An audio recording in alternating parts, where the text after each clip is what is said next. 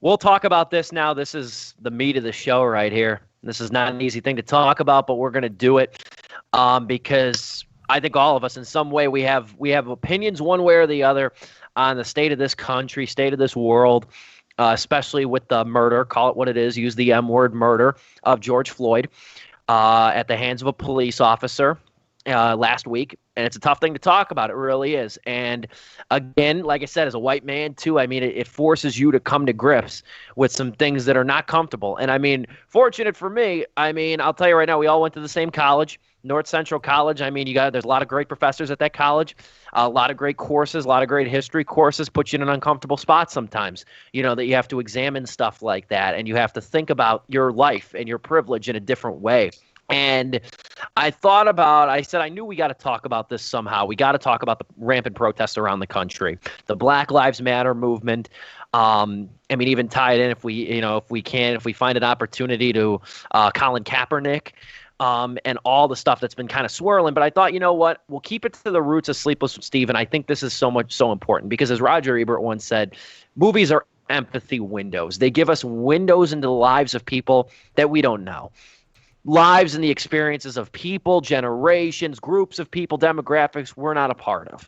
And we see something like that. We see these movies as a conduit for conversation, communication. So I thought it would be significant, important, and worthy to talk about a lot of movies that deal with race and racial injustice. There's a ton of them. There's a Wikipedia article that's got hundreds of them. These are obviously not the only ones. These are just ones that when I think of that topic, I go back and think of stuff that happened in this movie or that movie and how it made me feel, how it made me look at things. So I got a small list of movies here. I know Joe and Dom do as well. We're going to take probably the next 25, 30 minutes, kind of talk about what we can learn from these movies too. And I'll just say this before I throw it over to Dom. He can get us started with the first movie. I'm just going to say this, and we got no order for these. I don't care. Just throw them out there. We'll talk about it. If we've seen it, we'll talk about it, or you can say what you want about it. We'll go from there. But I just want to add this too. We recommend all these movies. I mean, we're mentioning them for a reason.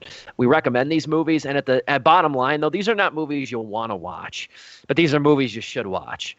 That's at the end of the day. These are not really enjoyable, lift your spirit kind of movies, as I call them. These are hard movies to watch. There's a reason a lot of these movies did not do well at the box office. It's not an ideal Saturday night out, especially if you're living similar experiences or have lived similar experiences to some of the characters in this movie. It's not a comfortable watch. These aren't movies you want to watch, but they're movies you need to watch. And I'm going to throw it over to you, Dominic. What's the first movie you want to talk about?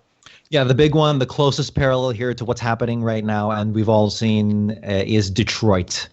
That movie is filled with such tension, such history, borderline a horror movie, I would say. I would even safe to say, like, it is so many elements of a horror movie because it covers the Algiers motel incident during the which took place during the Detroit riots of 1960. Oh my goodness, 67. Yeah, and it just covers how alongside much of the Detroit periphery as well, just a lot of the rioting and protesting and general rebellion that was happening there. The Algiers motel incident is one of where a police raid investigating seemingly shots fired from the motel. Eventually, several people lost their lives as a result of that raid, and there's still almost a mystery as to what exactly was going on. But the police were let off with, I think, straight up innocent status, not even anything on the slap on the wrist. And it's such a pertinent movie. So it's right on the nose, which is why I'm starting off with it. Let me just say this. Funny enough, while there's an amazing African-American cast in this movie, the standout is really Will Poulter for playing one of the most disgusting, nasty, putrid, horrible depictions of a villain in a movie. I think that the history of any movies I've seen, so much so where if I were Will Poulter, I'd be just tweeting in my basement like, "Hey guys, it was just a movie. I was just all Black Lives Matter. I was just unforgettable performance." Yeah. You guys want to take that on? Yeah, I mean, like, you hit it on the head where, like, a lot of the events that happen in this movie, you can relate to what's going on today. I mean, hell, like, the military is sent into Detroit, and, like, we're starting to see the unfolding of that happen in certain states. I mean, even then, like, John Boyega's character, where he's on the side of, like, he's not on the sides of the police, but he's basically, like, a security, I believe in the movie, he's a security officer for some building or something. Mhm. Right. And then, like, he gets wanted up here, and then, like, the officers, like, use him to, like, keep the people in the motel, like, held hostage. Well, not held hostage. Well, they basically were hostages. And, like, eventually he's the one that gets arrested, too. You could compare that to the CNN reporter that was just doing his job and got arrested. I mean, like, there's so many things that happen in that movie. When you go back and you watch it, or if it's your first time watching it, you're going to look at it and you're going to be like, oh, my God, this is like today. And even to what Dom said, I mean, like, today, the other 4 officers were finally, like, given charges. But if George Floyd would have been murdered in 1967, the same thing would have happened at the end of this movie. They probably wouldn't let go. They would have been seen like they were just doing their job, like they were at the end of this movie. Steve, anything you want to add on? Yeah, this is a tremendous film. John Boyega gives a really good performance. John Boyega been on the front lines of a lot of these protests, even vocalizing earlier today. He's like, I don't care if this ruins my career. Yeah. Like, this needs to be done. So tip of the cap to John Boyega. The force is strong with him. But Detroit, though, this is a powerful film directed by Catherine Bigelow. And again, it's a shame nobody saw it, but I'll go back to even saying, too, Will Poulter. Damn disappointing that he did not get really any recognition. Like, forget Oscars. I didn't really hear a peep out of people talking about how great he was in this movie. I would absolutely consider Detroit something of a horror movie, and I would consider that performance. Honestly, I saw it in a theater with very few people to begin with. That's one of the most horrifying performances.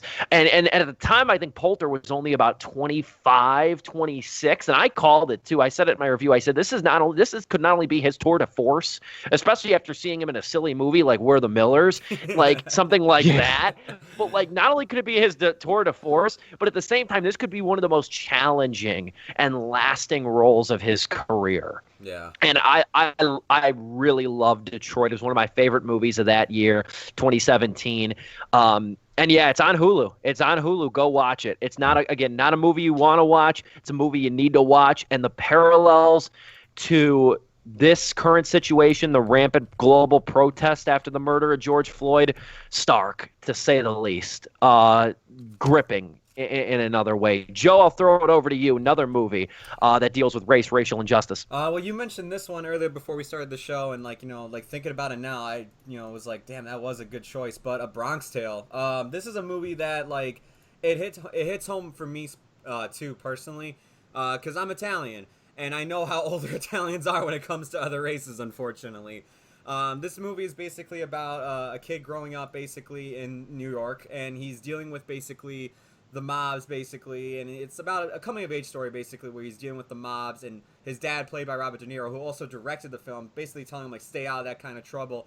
Halfway through the film though, he eventually starts falling in love with a black girl, and you see the kind of like racial tension there is there basically with his friend group. His friends they go over and they bomb the neighborhood with Molotov cocktails and do other horrible acts to these people. Meanwhile, like, you get, like, other people who are, like, the guy he looks up to, Sonny, I believe, is the mobster's name. He even says, like, hey, it doesn't matter what the girl is. Like, as long as she unlocks the car door for you before you get in, that's all that matters. But, like, there is some great racial injustice that's seen here, especially, like, from a community back then during, I think, like, the 70s is when this movie takes place. And like, just like how, like, like we really shouldn't be judging these people like the main character C does, where he's just like I just see her as another human being. Steve, since you're the one that actually really brought up the movie, you could take it from here. Yeah, Bronx Tale, honestly, one of the best mob movies I can think of beyond the Scorsese canon. A lot of people confuse it for a Scorsese movie. It's actually made by Chaz Palminteri, who's an underrated actor director. He stars as Sonny in the movie, and he, like I said, he directed, even made it a stage play. This thing that struck me too is like that movie really captured the working class essence really well too, of like a community that feels like there's two different Americas. Like there's the Black America and then there's the Italian white America. Both, let's be clear, both demographics, Italians and Blacks, especially at the time, were very discriminated. Were two discriminated, marginalized groups of people. You think they'd have a common bond, but that proves to ultimately not be the case. A Bronx Tale is a tremendous film, really well acted. De Niro too gives one of the best De Niro performances, in my opinion. Nobody talks about, at least in that. It's like I said, if I made a list of top 5 favorite mob movies, that would be on there because it does deal with the mob. And it's very entrenched in that. I got to shout out my father too, because he made me watch that movie in high school. I remember him telling me, he's like, Steven, you watch a lot of shit movies. Barely reads a review of me. Never reads a review of mine. But he goes, Steven, you watch a lot of shit movies. You need to watch a good movie like A Bronx Tale. And I remember I got the DVD in the mail from Netflix, and that's how I saw it for the first time. And I was floored. It was a tremendous film. It deals heavily with that. I guess I'll take it from here. Another movie that I recommend, another one that was really underrated in theaters. It came out in September of 2018. The Hate U Give. Great film. Did any of you guys see this movie? Joe, did you check this one out? No, I still have not seen this one. I've only seen parts of it too, unfortunately. Because I remember when I went to go see, there was another movie that came out around the same time in August, I believe, is when this movie came out too. Like when I was waiting for that movie to start, this film was playing next to it, and it just started. So I walked in and I saw the first few minutes of it. I've been meaning to watch it too, because this is also on Hulu, I believe, as well. So this is something I've been wanting to catch up on as well. Yeah, this is a great one too. Some parts of it I will say are a little hokey, but that's not the point of this. I think the overarching message, puts to rest a lot of whatever misgivings one could have with this. But the movie, the thing I love, it's based off a book, which I know a lot of people have read. The Hate U Give, the thing I love about this movie is that it's predicated on the gospel of the late, great rapper, philosopher, I would even say, too, Tupac Shakur. I'm a big Tupac fan, love his music. And the older I get, the more I appreciate him. I love Tupac's music dearly, but the older I get, the more I appreciate Tupac's activism, and the more I appreciate his words and his humanity and the way he made himself accessible in that way. A lot of people don't know, I feel, that Thug Life, which is one of his popular sayings, he had it tattooed all over him, Thug Life, that's an acronym. I don't think a lot of people know that, or at least I don't know if you guys did. That's an acronym for, and I'm going to use my one F-bomb on the show, Thug Life is an acronym for the hate you give little infants fucks everything. And it's a really powerful statement when you look at it in the context of how racism is entrenched and passed on generation to generation. That's when you look at it. It's how you raise your kids. It's how you raise your kids to think of people who are not like you. Maybe they're gay. Maybe they're black. Maybe they're Hispanic.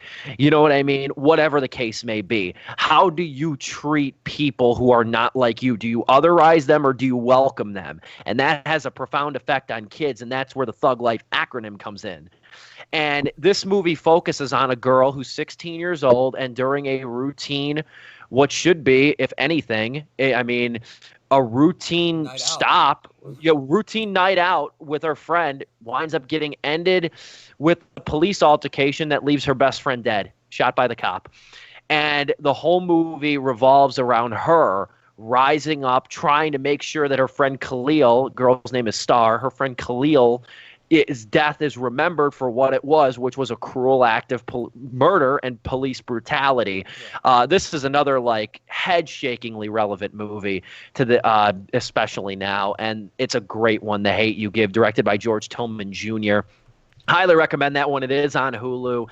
And yeah, if nothing else, I was really happy to see it in theaters because of the fact that I was really happy by the way they used Tupac's words, and he's a real part of that movie. And I love it. Like I said, I can bump California Love all day. I can bump All Eyes on Me. I love How Do You Want It? But if you cut and dry, the reason Tupac is remembered to this day is really because too of his activism and his community involvement. And I love to see stuff like that.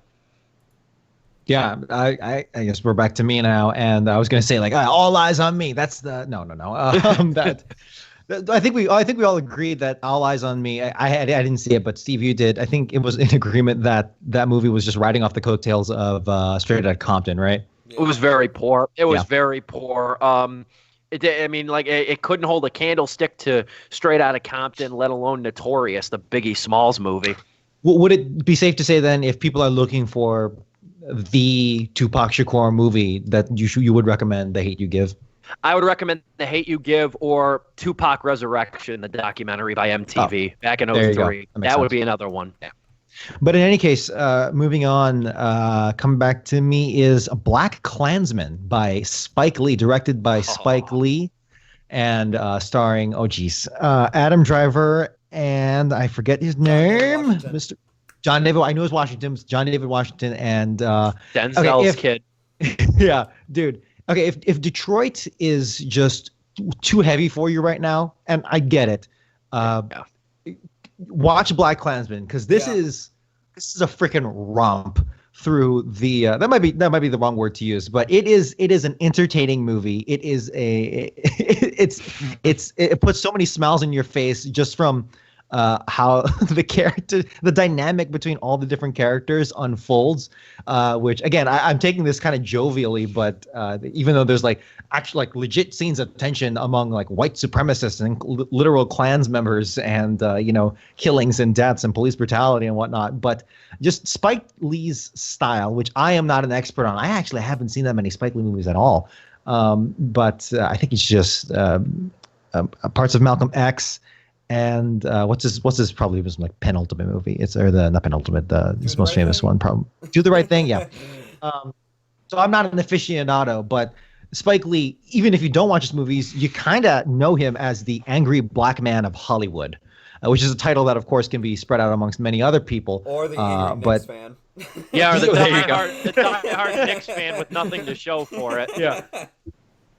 But his 2K NBA 2K video game filmography, his style comes through so much here, and it is such an enjoyable movie to watch. I believe it was nominated for Best Picture. I know it got a lot of nominations at the Academy Awards. Not to put everything on the Academy. Adapted screenplay, I think, too. Yes. Okay. That's right. And this is all true. Oh, well, okay. I take that back. A lot of liberties taken, I'm sure, because it is Spike Lee's style. But it is based off a true story where a black police officer did have to assume through phone the identity of a Klansman to infiltrate and investigate the local KKK. But really, what really brings it around, aside from just the overall plot and just moment-to-moment messaging, there is really the end, where Spike Lee just takes off all pretense, takes off all, hey, that was Black Klansman the movie. Let's bring it back to now. And at the end of the movie, not even a spoiler, at the end of the movie, he straight up just has a montage of just activism saying, hey, this country is in crisis. I'm going to straight up just put an image of an American flag upside down, which means country in distress. He straight up has clips of the Charlottesville protests, Heather Heyer when she was struck and killed by the car there, and Trump saying both sides, very fine people amongst the white supremacist marchers in Charlottesville, and Spike Lee does not give a shit, because he is tired of this shit. So if you want something that is energizing, maybe not weigh down on you as heavy as Detroit. If you're looking for something that's energizing, just punches you right in the gut, well, so does Detroit. But really, Black Klansman is a more of a blockbuster friendly kind of film to watch, with those same undertones and overtones of activism. Before we get to you, Joe, I just want to add, too, there's not many movies that I thought could have gotten away with an ending like Black Klansman that was more of a contemporary montage of events. That's a slippery thing to do, because you run the risk of it being dated in a short period of time and also way too on the nose for the moral. I got to be honest, though, man, when it comes to that montage and then Trump and then the American flag upside down, that fades then to black and white, the stars and stripes are in black and white. That was a tremendous ending. Yeah. That could have really broken a lesser movie, but this movie was so great for so long. That ending tied it all together. And I rewatched it about last year. I think like September of last year. I rewatched it. Still holds up greatly. Excellent film, Black Klansman. My favorite film of 2018 too. Yeah, no, I mean, Steve, I remember reading your review about the film, but there's that moment where they're in the locker room, and John David Washington's character goes on about how he's been like, hated his whole life, and then like, Adam Driver's character, who's Jewish, goes on about how like, well, he hasn't like really had to deal with that, and then like, the two really like have like this moment together that like they really do compare who they are as people. To the Ku Klux Klan and to other hate groups out there. It's such a powerful scene. And yeah, you're absolutely right about that ending. That ending can come off preachy, but damn, it packs a punch at the end. It gets you boiling hot angry when you watch that movie. And not because you're angry at the movie for doing that. You're angry because it's like, wow, like this is still going on today. I guess, my next pick, we kind of talked about it already. We mentioned the Tupac movie, but my next pick was actually Straight Outta Compton. I mean, like, again, if you can't handle, like, Detroit or the hate you give, like, subject matters that are talking about that, this is another one I think you could take with ease, because, this is way back when there is, like, kind of, like, a much more, like, laid-back story to it when it's, like, focusing on the rappers of NWA. And there is some comedic parts to it, too. But, I mean, this does talk about a group of rappers that formed together because of police brutality, because they were being stereotyped by the police of L.A. Not the L.A., I'm sorry, Compton, I should say. And he even brings up the L.A. riots in the movie, too. I mean, you could compare that to today as well. It's a very powerful film. It's got a great cast to a lot of young actors that have gone on to better things now and even bigger roles and bigger films. I'm happy to see all of them come out of it. And, like, once again, you get to listen to NWA's music, which, like Steve, he loves Tupac. I grew up listening to a lot of West Coast from my uncles, Tupac being one of them, but NWA, and then like eventually Dre, Ice Cube was another. So like this was just a treat to watch. It's literally like watching like a superhero group come together, basically. The Avengers of West Coast rap. That's a good way to put it. And Jason Mitchell too. It's worth mentioning Jason Mitchell, who plays Eazy-E, I believe, in Straight Outta Compton. He was in Detroit. Yeah. He was also in Detroit. Moreover, though, and Dr. Dre was in Black Klansman. Yes, he was in Black. I just thought it. I couldn't remember his the actor's Not the actor. Name. Dr. Dre was in Black Klansman. But no, it's Straight Outta Compton's an awesome movie. I'm a huge NWA fan. I'm a big NWA fan. And God, I'm telling you, you know what? I'm not going to lie. I drove home. I came back to my parents' house this past weekend, and I drove home and I played it just because it felt relevant at the time, that anger, too. I mean, we all saw the George Floyd video. I played Fuck the Police by NWA. I played it, and I'm like, man, this song still hits hard. I mean, on top of being a great rap song, on top of just being a cutthroat, at your jugular rap song, damn it if this song ain't still relevant. Ice Cube and Eazy-E's verse. I mean, like I said, I'm a huge NWA fan. Love their music. And it's crazy, too. NWA only put out 2 albums. They only put out 2 albums. A lot of people don't know that. And one of them Straight Outta Compton. Yeah. Like, they were not around for a long period of time because they all got big. Ice Cube's solo career shot, you know what I mean, skyrocketed. Dre became a producer. Eazy-E had a rap career, a solo career right before he died, you know, and Ren and DJ Yella, they wound up being producers too. So they all kind of took their own routes. This super group did not last very long. We're getting to the time that the show should end, but I do want to mention one last film. And again, these are not the only movies. I said you can look up the Wikipedia article. There's a million movies that deal with race. We'll be talking about one next week. We'll get into that in a few minutes. I would say A Secret Love too, which we talked about earlier. That that's even something that's intrinsically linked as well. But yeah, go on, Steve. It is, for sure. The last one I'll mention is another Spike Lee movie, Do the Right Thing. This is one of my all-time favorite movies. I make no qualms about it. I've seen this movie about 4 times since my initial viewing. Spike Lee's directorial debut, Excellent movie. Danny Aiello, who died not too long ago, is in it. Spike Lee is in this one as well. It focuses on Bedford-Stuyvesant, the neighborhood that's got a lot of contention between, again, like A Bronx Tale, Italians and blacks. And it focuses, really the cornerstone of this movie is an Italian pizzeria. That's one of the shop owners are Italian, and one of their workers is Mookie, played by Spike Lee, who's black. And it focuses on a miserably hot day in Bedford-Stuyvesant, or Bed-Stuy as it's known. And it's like 98 degrees, so tensions are high. Samuel L. Jackson plays a radio DJ in the movie who's awesome and turns up to like keep the peace. Have you guys seen Do the Right Thing? Yeah. It's been forever. Like I saw it as a kid, which I'm like, why was I watching that as a kid? But anyway, I really do need to rewatch it because I actually remember more of the style than the actual substance of it. That's how I remember it too. I need to rewatch it again too. It's such a visually striking movie. Again, I know we need to talk about the substance. Yeah, as opposed to the filmography, the stylings of it, but still, it is something to behold. Just the Dutch angles are everywhere. Like you said, the primary color is to signify that it is a hot, scorching day. All the sweat comes through all the characters. It's a visceral movie, not quite Detroit level, but it really set a precedent for Spike Lee's style. That again, even though I am not a Spike Lee aficionado, just even going from Do the Right Thing to Black Klansman, the thread that connects those two, and I'm sure all the movies in between, is so clear there, and it's so striking. Yeah, and you see it, like I said, for his first movie, too, that he made in his 20s. He really, I think he might have been the same age, if not slightly older than us, when he made that movie, Do the Right Thing. It's a really great film, and the ending, too. I mean, like I said, statute of limitations expire on spoilers, but like, movie came out in 89. But I will say the ending, I remember the second time I watched it, I read some discourse on the ending. And the ending is interesting, and tell me if this is not relevant to this day. Okay, what's going on right now, presently, maybe in a community near you. Tell me if this isn't relevant. The ending of the movie is really kicked off by the killing of Radio Raheem, a recurring character in the movie, killed by the police.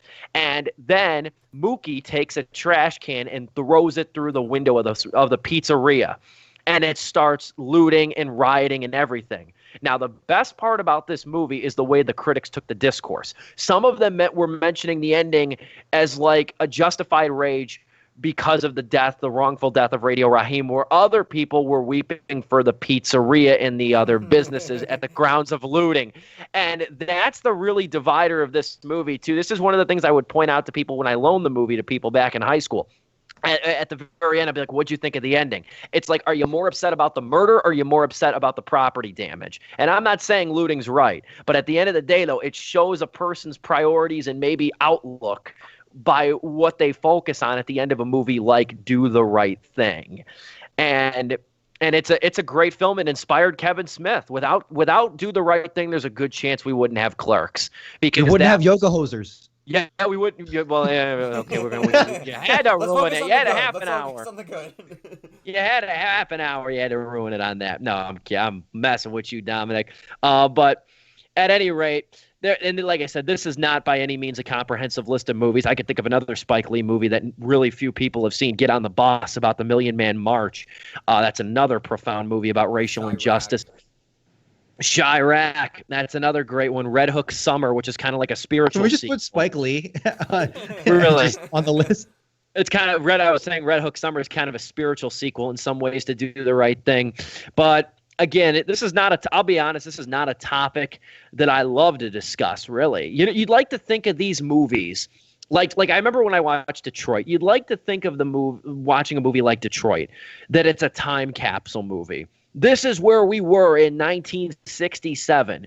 And you want to say, like, damn, I cannot believe that happened. That would never happen today.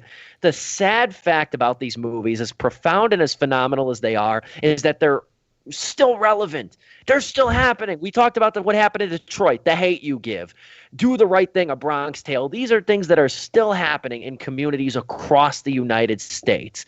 And it's incorrigible, to say the least, to see that this is still a recurring issue and we have this ongoing turmoil because we can't coexist. And that's a really disheartening thing. You'd like to think of these movies as time capsule movies of their time. That's sadly not the case. And I appreciate you guys coming with some awesome movies. Check these films out. I'm going to try and post a link in the description too when I upload this video to YouTube of places you can watch these movies, and where you can see them, because it's important. And you know what? If they're not available on streaming on streaming services, pay the damn $3.99 and rent the thing off of Vudu or Amazon Prime. Your coffee can wait. You know what I mean? Yeah. Your cup of coffee can wait. Them Trump bucks, just fork them over. That's what I'm saying. We got Daddy Trump stimulus money. You know what I mean? Use it on something thoughtful. Use it on a movie that'll prompt a conversation. And I think that's where I'll leave it.